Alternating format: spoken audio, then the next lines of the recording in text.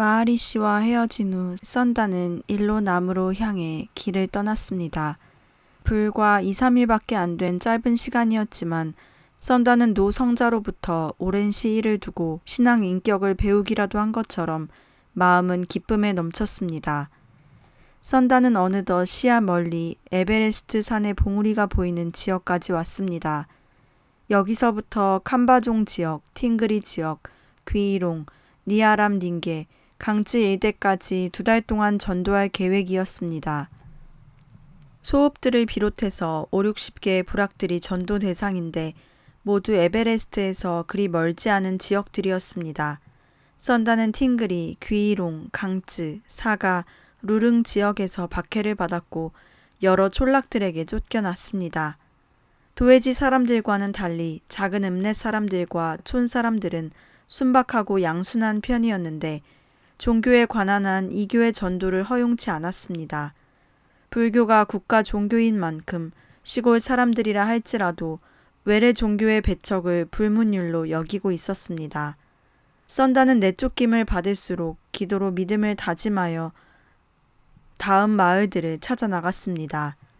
긍휼이 많으신 주시여, 이 보잘것없는 것을 붙들어 주옵소서. 제가 어둠을 이기지 못하여 믿음을 잃을까 두렵사옵나이다. 사실 기도에 힘이 없었다면 썬다는 벌써 티벳 전도를 포기하였을 것입니다. 기도만 드리면 주님께서는 그의 상한 마음을 위로하여 주셨고 무너져 앉던 신심을 되살아나게 하셨습니다. 썬다가 자신의 멍에를 메고 주님의 겸비를 배우겠다고만 하면 주님은 언제나 산성처럼 확고하게 그의 영혼 깊이 거하셔서 그의 일거수일투족을 인도하여 주셨습니다. 낮에는 전도하고 밤에는 묵상하는 썬다의 여론은 한파가 닥치기 전에 돌아가야 한다는 시한부적인 전도 여건 때문에 그의 전도 걸음을 빠르게 했습니다. 썬다는 마음속으로 주기도문을 암송했습니다. 주님의 나라가 하루속히 이 세상에 임하여서 만 사람들의 슬픔이 거두어지고 눈물이 닦여져야 한다. 기아와 불의와 전쟁의 어두움이 종식되고 영원한 평화와 의의 광명한 세상이 되어야 한다. 썬다는 인도 쪽 히말라야의 줄령을 탔습니다. 히말라야에는 어느새 가을이 깊어지고 있었습니다. 히말라야 전도에서 돌아오자마자 썬다는 곧바로 인도의 북부와 서남부 쪽을 향해 여행을 떠났습니다. 최근 들어 썬다는 전 인도의 기독교계에 그의 영성이 알려져 있었습니다. 여러 곳에서 설교와 강연을 요청받은 썬다는 우선 인도 그리스도교의 본산 중의 하나라고 할 수 있는 서부 쪽의 푸나를 향해 전도에 나섰습니다. 푸나 선교관의 홀은 입추 여지 없이 사람들로 메워져 있었습니다. 빈센트 데이비드 씨를 통역으로 하여 기도 생활이란 제목으로 설교를 하였습니다. 항상 그러하듯이 썬다는 설교를 원고로 적어 준비를 하지 않았습니다. 설교가 시작되기 전 몇 시간이고 꿇어 엎드려 기도를 하다가 기도 중에 묵상이 정리되는 그 제목으로 설교를 하는 것이었습니다. 사흘 동안 집회를 한 푸나를 떠나 썬다는 인근의 소읍에서 야외 설교를 했습니다. 청중들 중에는 많은 수의 비그리스도교인들이 있었는데 설교 제목은 오늘이 바로 구원을 받을 날입니다 였습니다. 1시간 정도의 설교 후에 힌두교 지도자들을 포함한 9명의 그 지방 유지들이 세례를 받기를 요청했습니다. 그들의 간증에 의하면 과거 20년 동안 복음에 대해서 듣지 못한 바도 아니었으나 썬다의 증언으로 이제 예수가 구원자라는 것을 확신했다는 것이었습니다. 판잡 지방의 우르두어와는 말이 달랐으므로 썬다는 계속 데이비드 씨를 통역으로 하여 봄베이까지 서해안 일대를 전도했습니다. 집회 시마다 청중들은 그의 인격의 진실함과 겸비, 또 회개의 능력을 갖춘 그의 설교로 인하여 눈물의 바다를 이루었습니다. 썬다는 꽉 짜인 전도 일정으로 강행군을 하였습니다. 그러나 기도 생활만은 게을리하지 않았습니다. 그에게 있어서 복음 전파란 기도가 피어내는 영성의 꽃 이외에 다른 아무것도 아니었습니다. 기도로 깨어있지 않으면 진리도 영성을 가꾸어내지 못했습니다. 깨어있는 혼으로부터 피는 꽃, 그 마음의 꽃이 아니고는 생명의 열매를 수확할 수 없었습니다. 따라서 사람들이 자정께까지 그의 곁에 있다 흩어지는 경우에도 그는 기도 생활을 잊지 않았습니다. 데이비드는 썬다와 함께 있었던 일을 간증하였습니다. 라트나기라의 초라한 숙소에서 일어난 일인데 나는 베란다에서 자고 썬다는 방 안에서 자기로 하였습니다. 새벽쯤 되었을까? 뱀이 기어가는 듯한 이상한 소리에 잠을 깨서 토치를 들고 보니 뱀이 베란다를 기고 있었습니다. 놀란 나는 뱀을 쫓은 후 토치를 들고 즉시 방 안으로 들어가 보았습니다. 혹시 방 안에도 뱀이 들어오지 않을까 해서였지요. 그런데 이상하게도 침대가 비어 있었습니다. 나는 방구석 구석을 살펴보았습니다. 그때 썬다는 방 한쪽 구석에 가부좌를 한 채로 깊은 기도에 빠져 있었습니다. 그의 얼굴은 기쁨으로 충일해 있는 듯해 보였습니다. 새벽 3시쯤이었지요. 썬다는 카돌리에서 데이비드 씨와 헤어졌습니다. 사람들은 남인도행 기차표를 끊어주었고 소에게 여행 경비도 마련하여 기차가 움직이기 직전에 그의 좌석에다 떨어뜨려 주었습니다. 일절 돈을 받지 않는 그의 성격을 알기 때문이었습니다. 사실 썬다로선 돈 넣는 전대는커녕 도시락통도 갖고 다니질 않았습니다. 예수님의 계명을 그대로 실천하고 사는 그였습니다. 그러한 그였기에 썬다는 다음 정거장에서 그 돈을 구걸을 하고 있던 노인 거지의 손에다 주어버렸습니다. 방갈로르와 마드라스 등의 남인도 지역에서는 모두들 썬다의 방문을 손꼽아 기다리는 듯 했습니다. 열대 지역에 사는 남인도인들은 눈과 얼음이 있는 북인도, 특히 설산 지역을 경이의 지역으로 여겼습니다. 그런데 그 줄령들을 넘어 연례적으로 티벳 전도를 하는 사람이 북쪽에서 온다고 하니 사람들은 경이의 눈으로 그를 기다리는 것이었습니다. 아니, 심라힐로 수차의 편지를 보내 그를 남인도로 초청했던 터였습니다. 1918년 1월 1일 썬다는 비 내리는 마드라스 역에 닿았습니다. 그로부터 2주일 동안 썬다는 마드라스의 여러 교회에서 말씀을 증거했습니다. 400년의 그리스도교 역사를 가진 지역이라고 하지만 타미러의 문화 속에서 토착화되지 못한 남인도의 그리스도교는 여러 가지로 문제가 많았습니다. 우선 미진한 그들의 믿음은 누군가가 와서 불을 지펴주기를 바라고 있었습니다. 썬다는 신령한 분위기가 감도는 그 특유의 소박한 그러면서도 주님의 전을 향한 열정이 담긴 메시지를 전했습니다. 후덥지근한 타밀의 바람을 일시에 청량하게 하는 설산의 메시지.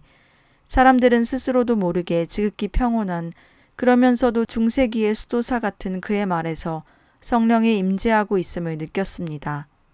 순수한 그의 메시지는 그대로 평화의 바다였습니다. 2주일의 집회 후 썬다는 마드라스를 떠나서 읍에서 읍으로 전도를 계속했습니다.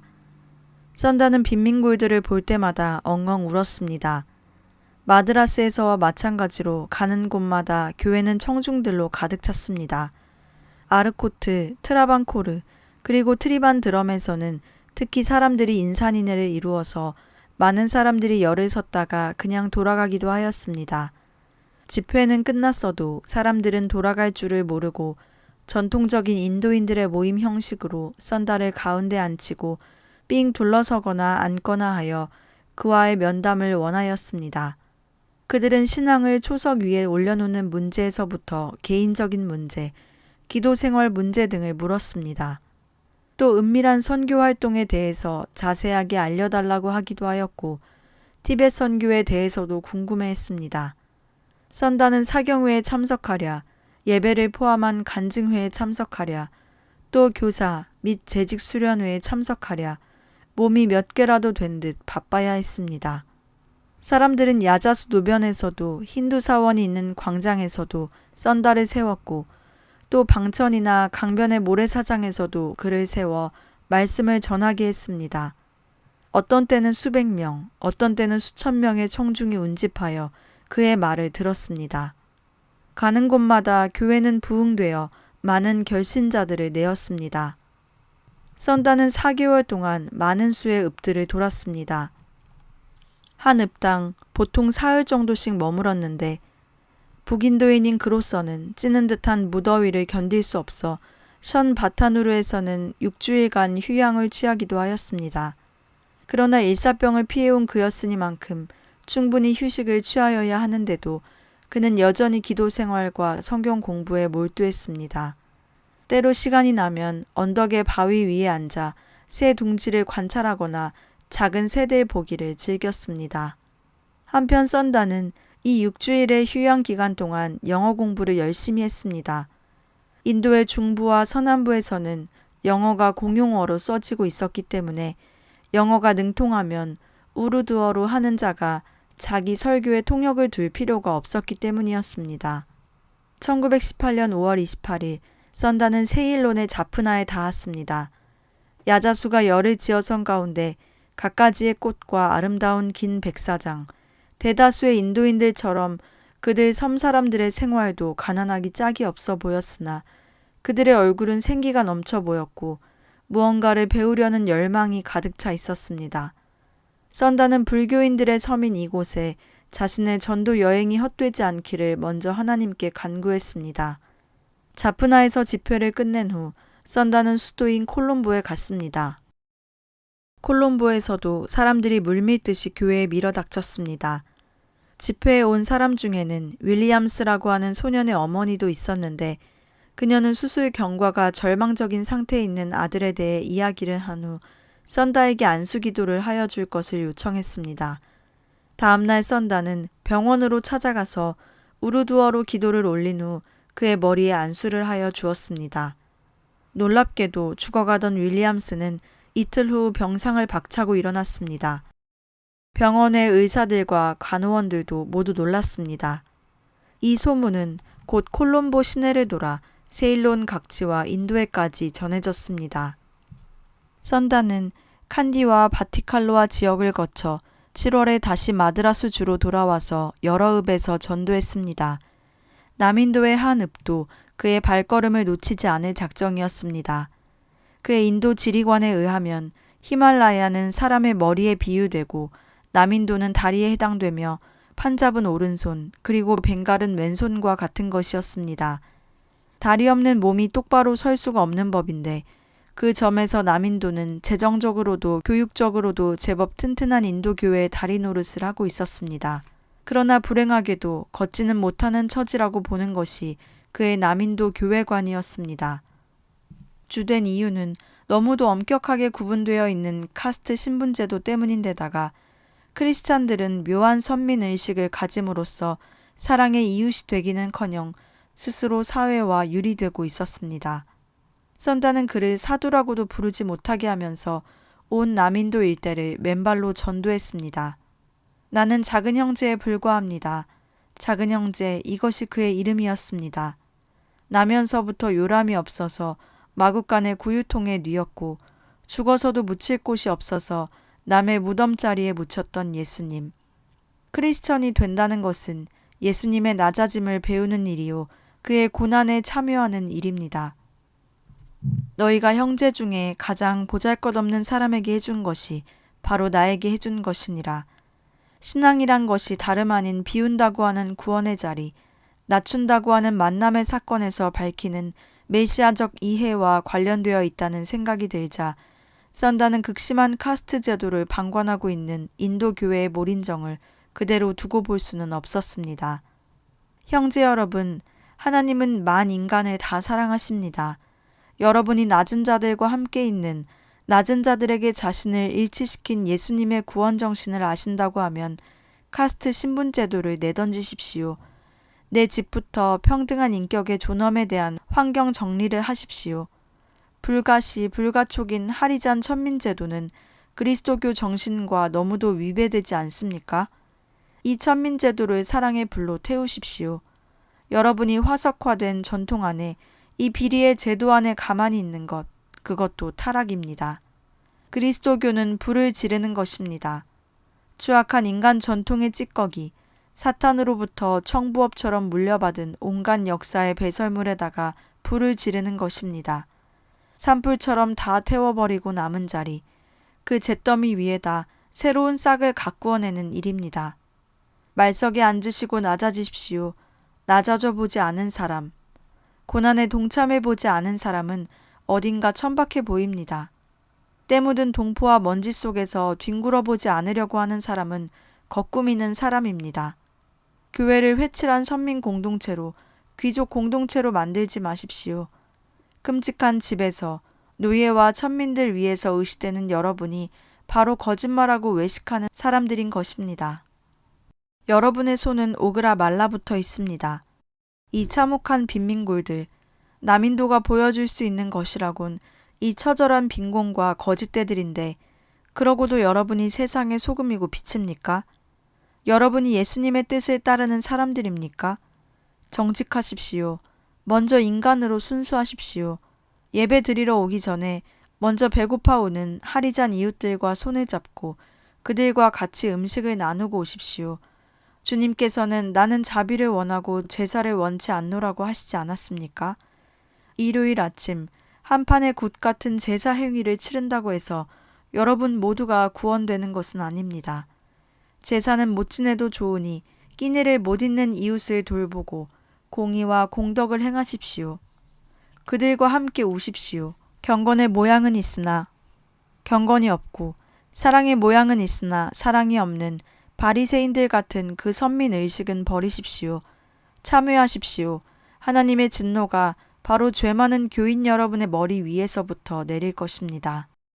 인도 문명이 낸 상처, 그 빈민굴들과 하리잔 제도를 크리스천들부터 돌보아주고 타파하라고 외치면서 남인도의 곳곳을 타는 불이 되어 다니던 썬다는 그의 전도 진로를 동으로 향했습니다. 1차 목적지인 벵갈과 하나님께서 허락만 하신다면 극동까지도 찾아갈 계획이었습니다. 옛부터 거대한 벵갈만 기슭은 현자들을 많이 내는 곳이었습니다. 썬다가 도착하던 날 시성 라빈드라나드 타골은 뒤뜰에서 휴식을 취하고 있었습니다. 긴 백발의 수염과 도골의 범상치 않은 풍모, 한눈에 보아도 그는 위대한 혼이었습니다. 인도 영성의 아버지라 불리우는 그는 타골은 멀리 여행 갔던 아들을 반기듯 썬다를 끌어안았습니다. 둘 사이는 말이 필요 없었습니다. 사흘 동안 머문 타골의 집, 그곳은 아늑한 평화의 집이었습니다.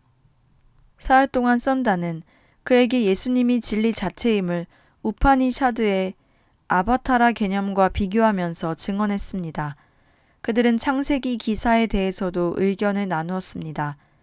내기의 강과 관련된 타골의 이해와 고대 중근동 문화에 대한 인류학적 고찰, 특히 고대의 종교 언어를 비교하는 그의 해안은 과연 벵갈의 현자다웠습니다. 떠나는 날도 타골은 말없이 썬다의 손을 잡고 말없이 기도를 한 후 멀리까지 배웅을 하여 주었습니다. 산 모퉁이를 돌 때까지 그대로 서서 멀어져가는 젊은 썬다를 보고 있었습니다. 썬다는 캘커타에서 배를 타고 버마에 닿았습니다. 주님의 복음 전도를 위해서라면 5대양 6대주라도 돌리라 하고 얼마나 기도했는지 모릅니다. 그런데 인도 밖을 나서서 전도해보는 기회가 이제 온 것이었습니다. 가판에서도 감사의 기도를 드리고 버마에 닿아서도 그는 감사의 기도를 먼저 드렸습니다. 세일론에서처럼 버마에서도 그는 은혜 속에서 집회들을 이끌어 나갔습니다. 특히 랭군 대성당에서의 설교는 만좌를 회개 속에 있게 했습니다. 싱가포르에서는 통역이 없어서 처음으로 영어로 설교를 하였습니다. 단에 오르기도 전에 다리가 후들후들 떨리고 마음 안에는 지진이라도 일어난 것처럼 심장의 고동이 심했습니다. 썬다는 주님 오직 당신을 의지하고 섰사오니 주께서 좋으실 대로 쓰시옵소서. 제가 대언하겠나이다 하고 기도를 드렸습니다. 그런데 이상한 일이었습니다. 비록 어법은 틀린 데가 많았다고 하더라도 그는 하고 싶은 말을 거침없이 다 할 수 있었습니다.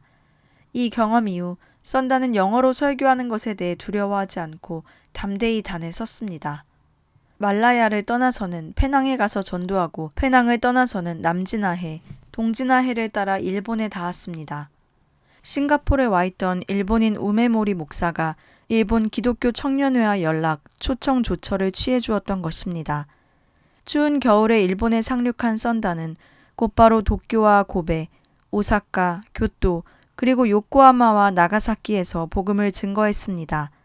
아무것도 가진 것이 없이 오직 성경 한 권만을 들고 겸비히 꿇어 엎드려 기도한 후 소박하게 설교하는 썬다에게서 불교적 생활태도의 일본인들은 한편으로 공명하고 한편으론 일종의 경외감을 느끼기도 하였습니다. 전도 집회는 가는 곳마다 은혜가 넘쳤습니다. 도쿄의 후지미 교회는 썬다가 강단에 섰을 때 마치 예수님이 선 것 같았다고 성령에 쌓인 집회 분위기를 전했고, 고베의 교회에서는 청년 교인들이 맨발의 썬다를 따라 그 겨울 동안 양말 안 신기 운동과 교회 부흥 특별 전도 활동을 전개하기도 했습니다. 썬다는 3월 하순에 중국 내지 선교의 주선에 따라 중국 대륙을 향해 일본을 떠났습니다. 조선 전도를 빠뜨리는 것이 아쉽기는 했지만 초청하여 주는 사람이 없었으므로 어쩔 수가 없었습니다. 중국 전도는 예상외로 어려움이 따랐습니다.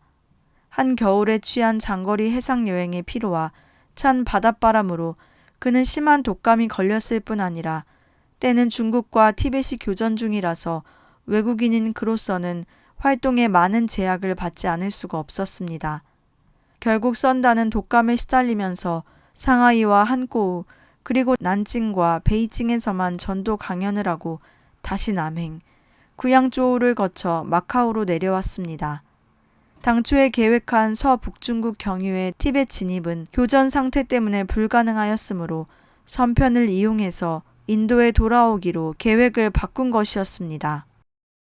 1919년 5월 9일 썬다는 마드라스에 닿았습니다. 마드라스의 교회들은 환영 분위기로 그를 맞았습니다. 그러나 썬다는 선교 기념관에서만 설교를 한 후 일로 북으로 향했습니다. 다시 그의 선교지 티벳을 찾아가는 것이었습니다. 그는 이번에도 그의 티벳 여행이 결코 안전하리란 기대는 하지 않고 국경을 진입했습니다. 그만큼 티벳의 선교 조건이 열악하기도 했지만 다시 살아 돌아오리란 기대를 갖지 않는 것은 이제 순교는 그에게 있어서 그리스도인이 도달해야 할 이상이요 영광으로까지 생각되었기 때문이었습니다. 이교 포교죄로 자기 한 몸이 찢겨 죽을지언정 그 피가 티벳 교회의 주춧돌이 되는데 도움이 될 수만 있다면 어떠한 순교도 기꺼이 받고 싶었습니다. 그렇게 되면 아직 용서를 받지 못하고 있는 연로한 아버지께 미안한 일이기는 하지만 주를 위해 나선 몸이 그보다 더한 영광을 얻을 수 있으려 하고 각오가 되어 있었습니다. 아버지 세르싱은 사실 아들 문제에 대해 몇 년 전부터 심경의 변화를 일으켜 왔고 또 기독교로 개족 문제도 심각히 생각을 하고 있었습니다. 그렇게 된 데에는 썬다싱의 끊임없는 기도가 있었기도 했지만 그는 썬다가 세상에 알린 카타르싱의 순교 사건에 마음이 찔리고 있었습니다. 카타르싱의 출신 배경은 썬다와 아주 비슷한 데가 있었습니다. 부호의 집에서 났고 그리스도교로 개종하자 집에서 쫓겨났으며 그러자 젊은 카타르는 티벳에 전도를 하러 갔다가 거기서 순교를 한 것이었습니다. 1915년 썬다 자신의 사건 모음집을 통하여 세상에 알려진 카타르 순교 사건은 내용이 다음과 같았습니다. 나는 1912년 3월 18일 푸우를 떠나 카눔으로 가고 있었다. 사람들이 모여있는 곳마다 전도를 하며 나아갔다. 나는 계속 여러 곳에서 전도를 하였는데 사람들은 심하게 나의 전도를 박해하였고 출국 명령을 내렸다. 그들은 경고하기를 만약 당신이 명령을 따르지 않으면 카타르신과 똑같은 죽음을 면하지 못할 것이요. 그가 불응하기에 우리들은 그를 죽였소 하고 말했다. 나는 이 미지의 순교자가 누구였는지 알고 싶어졌다. 후에 알게 된 바이지만 그 젊은이는 파티알라에 사는 썬다 하르남싱의 아들이었다. 아버지 하르남은 개종한 아들에게 분개하여 그를 속옷바람으로 내쫓았다. 추운 겨울밤이었다. 그는 굶주림과 추위에 떨면서 숲속에서 이틀을 지낸 후 아는 사람을 찾아가 품을 팔았다. 돈이 생기게 되자 그는 터번과 옷을 사서 사두 복장을 하곤 티벳으로 전도하러 들어갈 계획을 세웠다. 세례를 받고 티벳어를 어느 정도 배우게 되자 티벳으로 잠입해서 전도를 했다. 사건은 칭함에 들어간 지 3개월 후에 일어났다. 주민들은 모두 그의 적이었다. 출국 명령을 해도 듣지 않은 그인지라 끝내 사람들은 그를 천으로 뚫뚫 말아 묶어서는 교회에다 갖다 버렸다. 그런데도 그는 이틀 후에 다시 저작거리에 나타났다. 화가 난 라마는 그에게 사형 선고를 내렸다. 이에 카타르는 말했다고 한다. 어떤 일이 있어도 나는 이곳을 떠나지 않을 것입니다. 내가 피를 흘리고 죽을지라도 당신들을 진리 안으로 이끌 것입니다. 십자가 주의 사랑이 나로 하여금 그렇게 하기를 원합니다. 언덕 위에 처형장으로 끌려가는 도중에도 카타르는 말했다. 나는 여기서 기꺼이 죽을지라도 사흘 후에는 주님 곁에 있게 될 것입니다. 사람들은 소가죽으로 그를 바짝 싸서는 내버려 두었다. 티벳인들의 전통적인 처형 방법인데 며칠만 지나면 태양열에 쇠가죽이 수축해서 사람의 몸을 조여 죽이는 것이다. 그런데 카타르는 사흘이 지나도록 죽기를커녕 계속 그들을 위한 기도와 찬송을 드리고 있었다. 나흘째 그는 몇 마디의 글을 적을 수 있도록 몸을 풀어줄 것을 청원하였다. 그는 그의 신약 성경을 갖고 오게 한 후 한 페이지에다가 마지막 메시지를 적었다.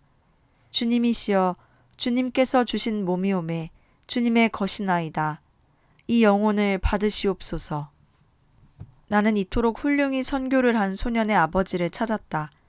어느 날인가 내가 파티알라역 앞에서 이 이야기를 하면서 전도를 하고 있었는데 그때 청중 속에 있던 점잖은 어른 한 분이 비통하게 우는 것을 보았다. 그분은 바로 카타르의 부친이었던 것이다. 그는 울면서 내 아들이 그렇게 독실한 그리스도인인 줄을 몰랐소. 내가 잘못했소. 그렇게 해서는 안 되는 것이었는데 하고 말했다.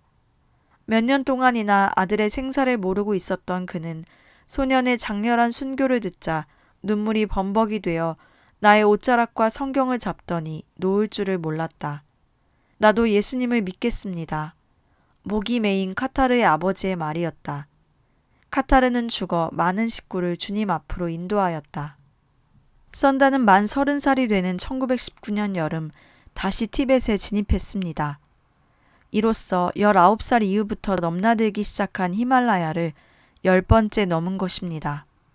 라마들은 점점 그의 전도를 막으려 갖은 방법을 다 강구했습니다. 선다가 가는 곳마다 라마들이 달라붙었고 박해를 하다 못해 죽음으로 협박하기도 했습니다. 인도와 티벳 국경 지역에는 선다를 통과시키지 말라는 티벳 정부 측 지령도 하달되어 있었습니다. 그래서 그가 통상 이용하던 루트, 코트가르 쪽도 이용이 쉽지 않았습니다. 그는 전에 시도한 바가 있던 가르왈 쪽도 알모라 쪽, 니티령, 단골리 쪽 등을 생각해 보기도 하였으나 그곳들은 더 위험해서 할 수 없이 코트가르 쪽을 좀 돌아서 가기로 하였습니다. 이제는 티벳 안에 들어서도 마음대로 걸어 다닐 수도 없었습니다. 그래서 불악전도를 주로 했는데 산골은 길이 특별하게 나 있지 않은 데다 다리도 없는 큰 내들이 있어서 여간 어려움이 많지 않았습니다. 물은 차고 바닥은 돌밭인 데다 또 급류가 많아서 생명을 잃을 뻔한 적도 여러 번 있었습니다. 거기다 추위보다도 더 견디기 어려운 것은 굶주림이었습니다. 그 당시 선다의 기록을 살펴보겠습니다. 1919년 7월 초순 나는 코드가를 떠나 티벳으로 향했다. 티벳의 이름으로 다이아시라는 선교사와 동행했다.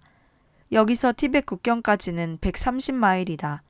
히라드와 그 밖의 지방을 전도하면서 티벳 지경 첫 부락인 양타라는 곳에 이르렀다. 여기서부터 40마일 동안은 완전한 정글지대로 하나의 촌락도 없고 다만 여기저기 양떼들과 목자가 눈에 띄었다. 16,000피트의 고원지대라 온몸이 얼어서 감각이 마비되었다. 하룻밤은 폭우가 내려 우산 밑에서 추위에 떨며 밤을 새웠다. 이 지대는 위험한 곳으로 많은 사람들이 눈 속에서 죽었다. 7월 15일 우리는 항푸라는 곳에 왔다. 이곳은 19,000피트의 고지대인데 우리는 여기서 세 사람의 동사를 보았다. 이렇게 높은 지대에서는 숨쉬기도 몹시 괴롭다. 심장의 고동 소리까지 내 귀에 들렸다. 여기에는 큰 빙류가 있어 많은 사람들의 생명을 빼앗아 갔다. 그러나 우리가 이렇게 위험한 지대를 무사히 통과한 데 대해 하나님께 감사한다. 7월 16일 우리는 무드라는 티벳의 촌락에 도착했다. 그곳 주관하는 사람이 우리를 자기 집으로 친절히 맞아들이고 중요한 라마승들을 초청하여 식사를 같이 했다. 그는 인도말을 아는 사람으로 나의 설교하는 말을 주의 깊게 듣고 기뻐할 뿐 아니라 다른 사람들이 듣는 것을 금하지 아니했다. 이튿날 우리는 그곳을 떠났다. 티벳에는 한 가지만이 아니고 여러 가지 어려움과 고난이 가로막혀 있다. 거기에는 길이 없다. 개울과 강이 있으나 건너다니는 다리가 없다. 물은 항상 얼음같이 차다. 물이 그리 깊지 않아서 헤엄쳐 건널 수도 있다. 그러나 급류로 여울이 세고 바닥에 돌이 많아 발붙이기 어렵고 헤엄치기 어렵다. 어느 날 나는 고난을 무릅쓰고 헤엄쳐서 모란강을 건너 저쪽 언덕에 닿았다. 물이 어찌나 찬지 전신이 굳어지고 마비되었다. 3번이나 넘어져 물바닥에 잠겼다. 많은 고난을 거쳐 나는 물에서 나오기는 하였으나 많은 사람들이 빠져 죽었다. 여러 가지 어려움 가운데도 식류의 어려움이 가장 큰 고통이다. 보리가루를 볶은 것이 보통 식사요. 소금에 버터를 섞은 것이 차다. 보리가루는 질이 나빠 말이나 나귀도 먹기 어려울 정도다. 이와 같은 고난 중에서도 나에게는 평안과 즐거움이 있는 것은 이것이 그리스도의 십자가 때문이요. 영혼의 구원을 위하여 필요하기 때문이다. 나를 위하여 그리스도는 하늘의 영광을 버리고 십자가를 지셨다. 내가 인도를 등지고 이곳에 온 것은 오직 주님의 명령을 따른 것뿐이다. 저들의 가옥은 아주 작고 심히 더럽다. 돌과 진흙으로 지었는데 집안의 악취는 견디기 어렵다. 라라라는 동리에서 나는 까맣게 때묻은 한 사람을 보았는데 그는 적어도 15년 동안은 목욕을 해보지 못한 사람이다. 그들은 의복은 비록 양털로 짠 것이지만 너무 때가 묻고 더러워져서 마치 검은 가죽옷 같았다. 저들은 의복을 씻지 않는다. 키왈이란 곳에서 우리는 털옷을 빨고 있었는데 사람들이 구경을 왔다. 저들은 이 같은 세탁하는 것을 보고 기이한 듯이 놀랬다. 한 지위 있는 라마승이 말하기를 죄 있는 사람들이 저렇게 옷을 빠는 것은 당연한 일이다. 그러나 선한 사람이 저렇게 옷을 빠는 것은 아주 나쁜 일이다. 하며 설교하듯 말하였다. 라마승은 어떤 곳에서 우리를 잘 영접하여 보릿빵과 소금차를 주기도 했다. 하루는 내 머리와 수염이 너무 길어진 것을 보고 4사람의 라마승이 양털 깎는 기구를 가지고 와서 내 머리를 깎았다. 다른 기구가 없기 때문이다. 티벳 사람들이 비록 이같이 무지하고 불결하여도 매우 종교적이다. 어떤 지방에서는 장자만 집에서 재산을 돌보아 지키고 다른 아들들은 모두 중이 된다. 사람들은 종이에나 헝겊에 그들 경전의 구절을 써서 깃대와 같이 지붕 위에 세우고 성구를 외우기도 한다. 혹은 물레방앗간이나 돌 위에 쓰기도 한다. 저들이 비록 참신은 알지 못하나 저들이 가진 종교가 불교와 비슷하다. 불교가 티벳에 들어온 곳이 주후 629년이다. 파드나 삼바부라는 사람이 처음으로 라살의 수도원을 설립하였다. 많은 라마승들의 생활은 이상하다. 저들은 어두운 방 속에 들어가 스스로 묻혀있다. 이같이 하기를 혹은 몇 달, 어떤 사람은 평생을 이 어둠 속에서 고행하고 있다. 저들은 해를 보지 않고 문 밖으로 나오지 않는다. 항상 어두운 가운데 앉아서 손으로 염주를 돌리고 있다. 마치 무덤 속에서 사는 인생 같다. 이 작은 암실에는 조그만 창문이나 구멍이 있어 거기로 식물을 들여보낸다. 나는 여러 번 그 암실에 들어가 저들과 대화하고 전도하려고 시도했으나 허락되지 않았다. 할 수 없이 나는 그 구멍으로 쪽복음을 들여보냈다. 혹시 저들이 나오면 읽어볼 수 있을까 하는 염원에서 한 것이다. 이번에 여행에서 썬다는 48곳에서 전도를 했습니다. 하루 평균 40리 정도를 걸으면서 9월 말까지 전도를 했습니다. 그해 티벳에는 7월 30일부터 8월 9일 사이에 큰 눈이 내렸고 9월 말께가 되자 길이 열고 산천은 눈 속에 쌓였습니다. 눈이 내리지 않는 여름이라 하더라도 산바람이나 쏟아지는 눈사태 때문에 히말라야의 산길은 사지로 변하는 때가 많았는데 눈까지 덮이고 기로가 더욱 어렵게 되었습니다. 그래서 썬다는 더 추워지기 전에 심라힐로 돌아와야 했습니다. 그는 랑케트 쪽으로 가는 길목에서 티벳인 한 사람과 동행했습니다. 앞을 분간할 수 없는 눈보라와 발이 푹푹 빠지는 눈길이었으나 동행이 있으니 힘이 되었습니다. 한참 동안 사력을 다해 산길을 전진해 가니 둘의 시야에 웅크리고 있는 동사체 하나가 나타났습니다. 얼어 죽은 모양이었습니다. 시체는 길에서 약 10m나 떨어진 가파른 비탈 쪽에 있었습니다. 썬다는 동행자에게 구조하여 업고 가기를 제의하였습니다. 그랬더니 그 동행인은 그러다가는 우리도 얼어 죽소, 나는 살아야겠소 하면서 매정하게 계속 나아가 버렸습니다. 썬다는 비탈을 조심스럽게 더듬어 내려가서 그의 생사를 확인했습니다. 아직 살아있긴 했으나 넘어져 다친 데다 몸이 얼어 죽기 직전이었습니다. 썬다는 죽은 목숨 같은 그를 끌어올려 쳐 업었습니다. 그를 업고 눈보라길을 뚫고 랑게트까지 어떡하든 움직여야 했습니다. 업었다가 붙어 안았다가 하면서 휘청이는 발걸음을 뛴 지 몇 시간이 지났습니다. 고갯마루에 거의 다다른 썬다의 시야에 또 하나의 동사체가 나타났습니다. 가까이 가서 살펴보니 그는 바로 몇 시간 전 살겠다고 가버렸던 동행인 그 사람이었습니다. 눈 속에 파묻히다시피 웅크려 쓰러진 그는 이미 꽁꽁 얼어 죽어 있었습니다. 살려고 하는 자는 죽을 것이다. 둘은 서로 밀착한 열기로 해서 체온이 내리지 않아 살아남았는데 목숨을 건지겠다고 하던 그는 혼자의 체온이 식어내려 결국 목숨을 잃고 말았던 것입니다. 썬다는 마태복음 26장에 있는 그리스도의 말씀을 묵상하면서 이제는 의식을 되찾은 사람과 랑케트행을 계속했습니다. 썬다는 10월 초에 판잡으로 돌아왔습니다. 돌아오는 즉시로 그는 판잡의 읍들을 찾으며 전도하다가 10월 10일 학교 시절부터 알고 있던 누르아프 산지의 회리 박사를 루디아나시에서 만난 후 고향 람푸르의 집으로 돌아갔습니다. 늦은 저녁 시간이었습니다. 전과는 달리 아버지도 그를 박대하지 않았습니다. 썬다는 낯익은 그의 방 앞에 베란다에 앉아서 15년 전의 그 밤처럼 둥근 달을 바라보았습니다. 썬다는 15년의 시간의 거리를 거꾸로 되돌아가서 그때 생명을 구하게 된 시각에 꿇어앉아 하나님께 기도를 드렸습니다. 생명을 다시 준 주여, 주님 외에 누구를 찾으리이까? 늘 나무 밑이 나의 잠자리가 되고 바위 밑이 나의 기도실이 되게만 하옵소서. 베옷을 입고 잿더미 위에 앉은 마음으로 썬다는 한편으론 주님의 사랑에 감동하고 한편으로는 자기의 불충한 헌신에 대해 통회를 했습니다.